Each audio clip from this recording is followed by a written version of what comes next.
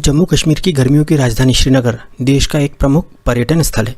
यदि आप धरती का स्वर्ग अर्थात कश्मीर घूमने की योजना बना रहे हैं तो श्रीनगर कैसे पहुंचे, ये आपके सामने सबसे बड़ा सवाल होता है। श्रीनगर तक सीधी रेल सेवा नहीं है, यहाँ केवल सड़क और वायु मार्ग के जरिए ही पहुंचा जा सकता है। झेलम नदी के किनारे बसा श्रीनगर डल झील, खूबसूरत गार्डन और हाउस बोट के लिए प्रसिद्ध है। श्रीनगर में स्थित डल झील चारों ओर से मुगल गार्डन से घिरी है और इसमें हाउस बोट स्थित हैं तथा शिकारे चलते हैं।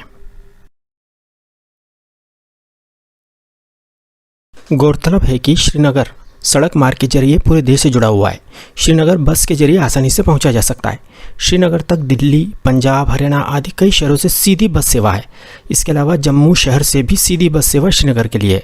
सड़क के रास्ते अगर आप श्रीनगर जा रहे हैं तो आपको जम्मू होकर ही जाना होगा। श्रीनगर दिल्ली से लगभग 859 किलोमीटर दूर है तथा दिल्ली से श्रीनगर का बस का किराया लगभग 1250 रुपये है तथा 18 से 19 घंटे का समय यात्रा में लगता है। इसी प्रकार जम्मू से श्रीनगर 266 किलोमीटर दूर है तथा बस का किराया 230 रुपये है। बस द्वारा जम्मू से श्रीनगर पहुंचने में लगभग 7.5 से 8 घंटे का समय लगता है। सड़क मार्ग से श्रीनगर जाने में हालांकि समय ज़्यादा लगता है, लेकिन रास्ते में मिलने वाली प्राकृतिक खूबसूरती आपकी सारी थकान मिटा देती है। ऐसी अद्वितीय प्राकृतिक खूबसूरती का लुत्फ आप हवाई यात्रा में नहीं उठा पाएंगे। आप जम्मू तक ट्रेन से भी आ सकते हैं, परंतु जम्मू से श्रीनगर आपको बस या टैक्सी से ही जाना पड़ेगा क्योंकि श्रीनगर तक रेल सेवा नहीं है। श्रीनगर बस स्टैंड पर उतरने के बाद आप ऑटो रिक्शा या टैक्सी से आपकी होटल या हाउस बोट तक पहुंच सकते हैं। ऑटो रिक्शा का किराया बहुत कम होता है जो कि दूरी के आधार पर लिया जाता है। एरोप्लेन से श्रीनगर पहुंचना थोड़ा सा महंगा ज़रूर है, लेकिन सबसे बेस्ट तरीका यही है। श्रीनगर तक भारत के लगभग हर बड़े शहर से उड़ान सेवा उपलब्ध है। एरोप्लेन के जरिए दिल्ली से नॉन स्टॉप फ्लाइट से श्रीनगर पहुंचने में करीब 1.5 घंटा लगता है। यदि आप 2 से 3 महीने पहले फ़्लाइट का टिकट बुक करा लेते हैं तो दिल्ली से श्रीनगर का नॉन स्टॉप फ्लाइट का किराया केवल 2500 से 3000 रुपये पड़ता है। यदि आप 1 या 2 स्टॉप फ्लाइट चुनते हैं तो किराया और भी कम हो जाएगा। एरोप्लेन से जाने में आपका बहुत सारा समय बचता है और रास्ते में कोई परेशानी भी नहीं होती। यदि आपके साथ छोटे बच्चे हैं तो हमारा आपको सजेशन है कि आप फ़्लाइट के द्वारा ही श्रीनगर जाइए। Air Asia, Indigo, spice jet, Go Air, air India आदि एयरलाइंस दिल्ली से श्रीनगर के लिए प्रतिदिन कई उड़ानें संचालित करती हैं।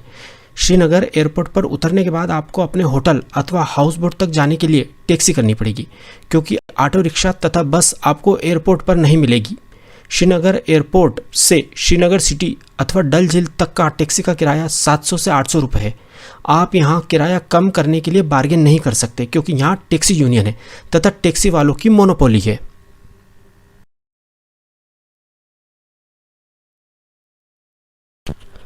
शायद ही कोई ऐसा पर्यटक होगा जो श्रीनगर की डल झील के हाउस बोट में कुछ समय न बिताना चाहे। आप हाउस बोट को 1 दिन के लिए ऑनलाइन बुक कर सकते हैं अथवा श्रीनगर पहुंचने के बाद आप डल झील पर जाकर सीधे हाउस बोट बुक कर सकते हैं। हाउस बोट का 1 दिन का किराया 700 रुपये से लेकर 2000 रुपये तक होता है। कुछ लग्जरी हाउस बोट का 1 दिन का किराया 5000 रुपये तक भी होता है। आप अपने बजट के अनुसार हाउस बोट चुन सकते हैं। यदि आप ऑनलाइन हाउस बोट बुक करते हैं तो आपको किराया बहुत कम पड़ेगा क्योंकि ऑनलाइन साइट्स बहुत भारी डिस्काउंट देती हैं। आप श्रीनगर में पहले दिन होटल की बजाय हाउस बोट ही बुक करें। हाउस बोट पर आपको ब्रेकफास्ट, लंच तथा डिनर की भी सुविधा मिलेगी, परंतु आप हाउस बोट पर केवल ब्रेकफास्ट का ही पैकेज लें क्योंकि हाउस बोट का खाना ज़्यादा अच्छा तथा हाइजीनिक नहीं होता है। डल झील के किनारे कई अच्छे वेज तथा नॉन वेज रेस्टोरेंट हैं। आप हाउस बोट की बजाय वहां लंच या डिनर करें। हाउस बोट पर चेक इन करने के बाद आप हाउस बोट पर चाय अथवा कॉफ़ी के साथ डल झील को निहार सकते हैं तथा हाउस बोट पर घूम सकते हैं। शाम को आप डल लेक में शिकारा राइड का आनंद ले सकते हैं। शिकारा छोटी नाव के समान होते हैं। 1 घंटे की शिकारा राइड की कॉस्ट 550 रुपये होती है। यदि आप 2 घंटे शिकारे पर घूमते हैं तो कॉस्ट 800 रुपये होती है। यह कॉस्ट पूरे शिकारे की होती है। एक शिकारे पर अधिकतम 4 लोग बैठ सकते हैं तथा यदि आप 4 से ज़्यादा सदस्य हैं तो आपको 2 शिकारे किराए पर लेने होंगे। शिकारा आपको हाउस बोट से पिक करेंगे तथा वापस आपके हाउस बोट पर ही ड्रॉप करेंगे।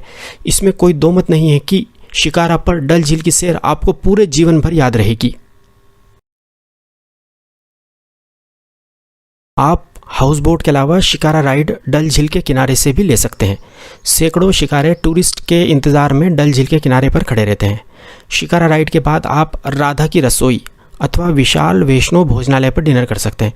यह दोनों रेस्टोरेंट वेजिटेरियन है, खाना बहुत स्वादिष्ट है तथा रेट भी रीजनेबल है। यह रेस्टोरेंट डल झील में हाउस बोट की श्रृंखला के पास स्थित है।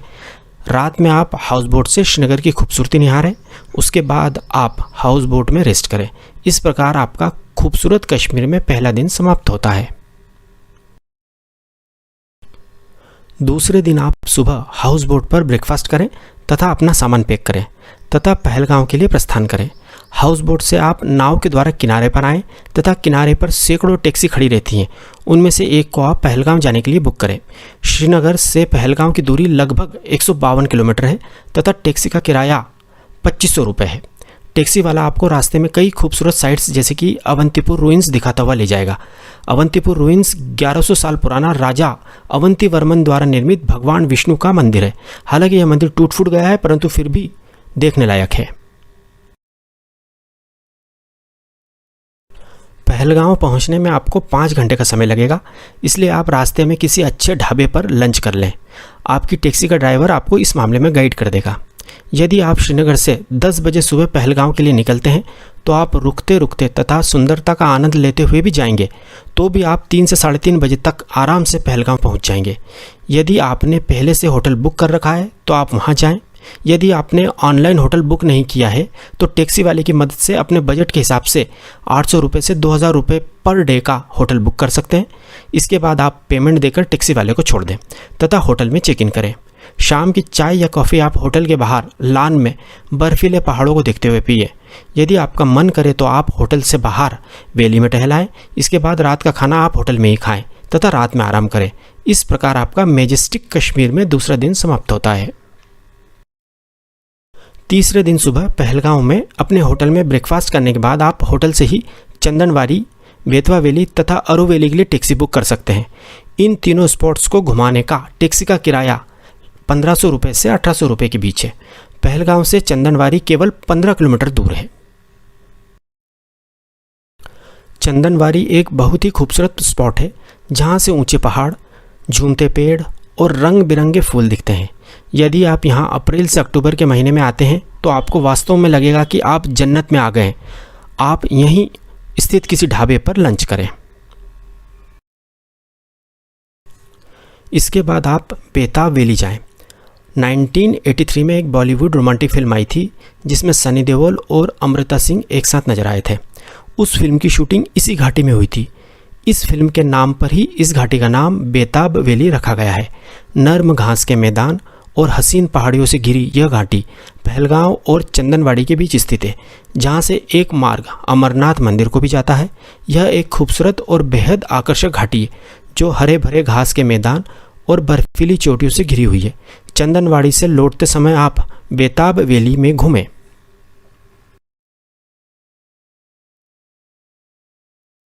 बेताब वैली के बाद आप आरू वैली जाइएगा। आरू वैली एक महत्वपूर्ण पर्यटक स्थल है। इस वैली के बीचों बीच एक नदी है जिसके किनारे आरू गांव बसा हुआ है। यहाँ आप हॉर्स राइडिंग, ट्रेकिंग आदि कर सकते हैं। इस वैली में आकर आपको स्विट्ज़रलैंड जैसा अनुभव होगा तथा आपका मन इस वैली से वापस जाने का ही नहीं होगा। आपका मन करेगा कि आप इसी गांव में बस जाएं।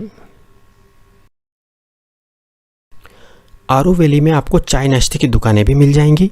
आरू वैली के बाद आप पहलगांव घूमते हुए अपनी होटल में आ जाएं तथा रात का डिनर अपनी होटल में ही करें। चौथे दिन आप होटल में ब्रेकफास्ट करके गुलमर्ग के लिए निकलें। पहलगांव से गुलमर्ग की दूरी 140 किलोमीटर है तथा पहलगांव से गुलमर्ग पहुंचने में 4 से 4.5 घंटे का समय लगता है। आपको आपकी होटल से ही गुलमर्ग के लिए टैक्सी मिल जाएगी। होटल वाले तत्काल टैक्सी बुला देते हैं। टैक्सी का किराया 2500 से 3000 रुपये के बीच होता है। आप बार्गेन करके टैक्सी का किराया कम भी करा सकते हैं। यदि आप सुबह 10 बजे भी पहलगांव से गुलमर्ग के लिए निकलते हैं तो आप 2:30 बजे तक गुलमर्ग पहुंच जाएंगे। आप चाहें तो रास्ते में लंच भी कर सकते हैं या आप गुलमर्ग पहुंचकर अपनी होटल में लंच कर सकते हैं। यदि आपने गुलमर्ग के लिए ऑनलाइन होटल बुक की है तो वह आपको बहुत सस्ती पड़ेगी, परंतु गुलमर्ग पहुंचकर यदि आप होटल सर्च करते हैं तो होटल वाले बहुत ज़्यादा रेट बताएंगे, जो 3,000 से 4,000 रुपये तक भी हो सकता है, जबकि ऑनलाइन बुक करने पर उसी होटल में आपको 1,500 रुपये में रूम मिल जाएगा। पूरे कश्मीर में सबसे ज़्यादा महंगे होटल गुलमर्ग में ही है, इसलिए यहाँ के होटल ऑनलाइन ही बुक करें, अन्यथा ये होटल वाले आपको लूट लेंगे। गुलमर्ग में होटल में चेक इन करने के बाद आप होटल के बाहर प्रकृति की गोद में चाय नाश्ते का आनंद लें तथा कुछ देर होटल के बाहर पैदल ही गुलमर्ग घुमाएं। रात में होटल में डिनर करके सो जाएं। इस प्रकार आपका कश्मीर में चौथा दिन समाप्त होता है। अगले दिन अर्थात 5वें दिन आप अपने होटल में ब्रेकफास्ट करने के बाद केबल कार राइड के लिए जाएं, जिसे कश्मीर में गंडोला राइड कहते हैं। आप पोनी अर्थात घोड़े पर बैठकर गंडोला राइड के टिकट काउंटर अर्थात स्टार्टिंग पॉइंट तक भी जा सकते हैं। आप गंडोला स्टार्टिंग पॉइंट तक अपने होटल से पैदल भी जा सकते हैं। यहाँ केवल 20 मिनट में पैदल पहुँचा जा सकता है। आप अपने बच्चों को घोड़ों पर बिठा सकते हैं। यहाँ पर आपको टैक्सी करने की कतई ज़रूरत नहीं है। गंडोला राइड के 2 फेज़ होते हैं। पहला फेज़ गुलमर्ग से कुंगदूर का होता है, इसका किराया 740 रुपये है। सेकेंड फेज़ कुंगदूर से अपर वाथ तक का होता है, इसका किराया 950 रुपये होता है। यह किराया आने तथा जाने दोनों ओर का मिलाकर होता है। यहाँ कुल 100 केबल कार है। एक केबल कार 6 लोगों को ले जाती है। केबल कार पहले फेज़ में अर्थात कुंगदूर तक 2600 मीटर की ऊंचाई तक ले जाती है। इसमें 9 मिनट का समय लगता है। यदि आप सेकेंड फेज़ अर्थात अपर वात तक जाना चाहते हैं तो केबल कार आपको 3747 मीटर तक ऊपर ले जाती है। यहाँ पहुँचने में लगभग 12 मिनट लगते हैं। गंडोला राइड से फेज़ 1 या फेज़ 2 पर उतरकर स्नो एक्टिविटीज़ को एंजॉय किया जा सकता है। अब पर्यटकों के मन में यह सवाल उठता है कि फ़ेज़ 1 पर जाएं या फ़ेज़ 2 पर। यदि आप अप्रैल, मई तथा जून में गुलमर्ग आते हैं तो ही आपको फ़ेज़ 2 तक जाना चाहिए, क्योंकि इन 3 महीनों में फ़ेज़ 2 पर ही बर्फ़ मिलती है तथा वहीं पर स्नो एक्टिविटीज़ जैसे स्कीइंग, स्नो बाइकिंग आदि होती हैं। इन 3 महीनों में फ़ेज़ 1 पर बर्फ़ नहीं मिलती है। अन्य सभी महीनों में फ़ेज़ 1 तक ही जाना चाहिए, क्योंकि सारी स्नो एक्टिविटीज़ फ़ेज़ 1 पर ही होती हैं, फ़ेज़ 2 पर नहीं। कुंगदूर अथवा अपरवाथ में स्नो एक्टिविटीज़ करने के बाद आप गंडोला से वापस गुलमर्ग आ जाएं। रात का खाना आप अपने होटल में ही खाएं तथा आराम करें, क्योंकि आप स्नो एक्टिविटीज़ के बाद बहुत ज़्यादा थक जाएंगे। एक महत्वपूर्ण बात, गुलमर्ग अपनी स्नो एक्टिविटीज़ के लिए देश भर में फेमस है। यदि आप अप्रैल, मई तथा जून में कश्मीर घूमने का प्लान बना रहे हैं तो आपको स्नो केवल गुलमर्ग में ही मिलेगा तथा वह भी कुंगदूर अथवा अपरवाथ में। अन्य जगह पर बर्फ़ पहाड़ों पर रहती है जहां जाना संभव नहीं है। केवल गुलमर्ग में ही आप गर्मियों में बर्फ़ को हाथ से छू सकते हैं। छठे दिन आप गुलमर्ग से श्रीनगर के लिए प्रस्थान करें। गुलमर्ग में आप होटल में ब्रेकफास्ट करने के बाद होटल से ही टैक्सी बुक करें। गुलमर्ग से श्रीनगर की दूरी केवल 50 किलोमीटर है तथा टैक्सी का किराया 1500 से 1800 रुपये के बीच है तथा गुलमर्ग से श्रीनगर पहुंचने में 1.5 से 2 घंटे का समय लगता है। श्रीनगर पहुंचकर आप होटल बुक करें। श्रीनगर में होटल का किराया कम होता है, जो 1000 से 1500 रुपये के बीच होता है। यदि आपने ऑनलाइन होटल बुक कर रखी है तो आपका होटल बुकिंग का समय बचेगा। श्रीनगर में होटल 2 दिन के लिए बुक करें। होटल में चेक इन करने के बाद आप टैक्सी बुक कर सकते हैं या ऑटो रिक्शा से श्रीनगर लोकल साइट सीन कर सकते हैं। यदि ट्यूलिप गार्डन खुला हो तो उसे अवश्य देखने जाइएगा। यह गार्डन अप्रैल में केवल 20 से 25 दिन के लिए ही खुला रहता है, क्योंकि ट्यूलिप फ्लावर साल में केवल 20-25 दिन ही खिलते हैं। इसके बाद आप श्रीनगर में चश्मे-शाही, निशांत बाग तथा शालीमार बाग घूम सकते हैं। इन तीनों बागों को ही सम्मिलित रूप से मुगल गार्डन्स कहा जाता है और ये तीनों बाग डल झील के किनारे ही स्थित हैं। इसके बाद आप श्रीनगर में डल लेक के किनारे स्थित किसी अच्छे रेस्टोरेंट में लंच कर सकते हैं। लंच के बाद आप शंकराचार्य टेम्पल देखने जाएं। लौटते समय आप श्रीनगर का हार्ट कहलाने वाला लाल चौक देखें तथा यदि आप शॉपिंग करना चाहें तो लाल चौक पर आप यह कर सकते हैं। इस चौक पर कभी कभी शुक्रवार के दिन पत्थरबाजी भी हो जाती है। यदि ऐसी स्थिति हो तो आप लाल चौक को देखना स्थगित भी कर सकते हैं। बाकी पूरा कश्मीर पर्यटकों के लिए पूरी तरह सुरक्षित है। इसके बाद आप डिनर करके रात में अपने होटल में विश्राम करें। अगले दिन अर्थात 7वें दिन आप जल्दी ब्रेकफास्ट कर लें तथा टैक्सी बुक करके सोनमर्ग के लिए निकलें। सोनमर्ग श्रीनगर से 81 किलोमीटर दूर है तथा सोनमर्ग पहुंचने में 3 घंटे का समय लगता है। श्रीनगर से सोनमर्ग जाने तथा वापस आने का टैक्सी का अधिकतम किराया 2500 रुपये होता है। सोनमर्ग के लिए आप सुबह 8 बजे तक निकल जाएं ताकि आप सोनमर्ग 11 बजे तक पहुंच जाएं। सोनमर्ग को मिडोज ऑफ गोल्ड अर्थात सोने की घास वाली जगह कहते हैं। सोनमर्ग में आप पोनी राइड का आनंद उठाएं। सोनमर्ग में ही आप लंच करें। सोनमर्ग में घूमने के लिए 5 से 6 घंटे का समय काफ़ी होता है। आप सोनमर्ग से वापस श्रीनगर के लिए शाम को 4 बजे निकल जाएं ताकि आप अंधेरा होने से पहले श्रीनगर वापस आ जाएं। सोनमर्ग से श्रीनगर का रास्ता रात में बहुत ज़्यादा सेफ नहीं है। यदि आप ज़्यादा घूमना चाहते हैं तो सुबह श्रीनगर के होटल से और जल्दी सोनमर्ग के लिए निकलें। सोनमर्ग से वापस आने के बाद रात का खाना आप श्रीनगर में अपनी होटल में खाएं अथवा आप डल लेक के किनारे स्थित रेस्टोरेंट में भोजन करें। रात में अपनी होटल में विश्राम करें। अगले दिन अर्थात 8वें दिन सुबह का ब्रेकफास्ट करके आप होटल से चेकआउट करें तथा टैक्सी के द्वारा एयरपोर्ट अथवा रिक्शा के द्वारा श्रीनगर बस स्टैंड पर आ जाएं। होटल से एयरपोर्ट वापस जाने का टैक्सी का किराया 700 रुपये होता है। यदि आप फ्लाइट से दिल्ली या कहीं और जा रहे हैं तो एयरपोर्ट पर अपने गंतव्य स्थान के लिए बोर्डिंग करें। यदि आप बस से जा रहे हैं तो श्रीनगर से जम्मू के लिए बस का टिकट ले लें तथा वापस अपने घर की जर्नी एंजॉय करें।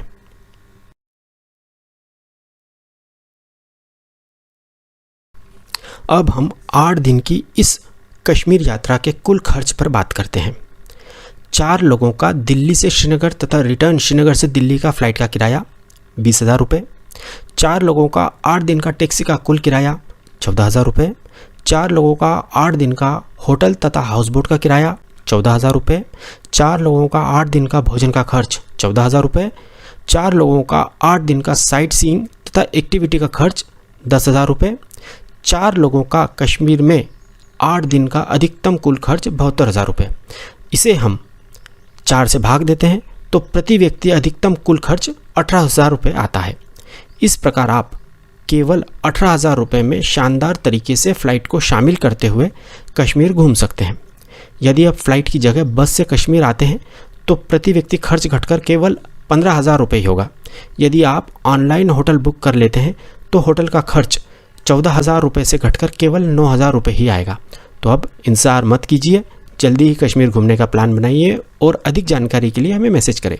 यदि आपको हमारी जानकारी सही तथा उपयोगी लगी हो तो हमारे चैनल एक्सप्लोर इंडिया विद विकास को सब्सक्राइब ज़रूर कीजिएगा।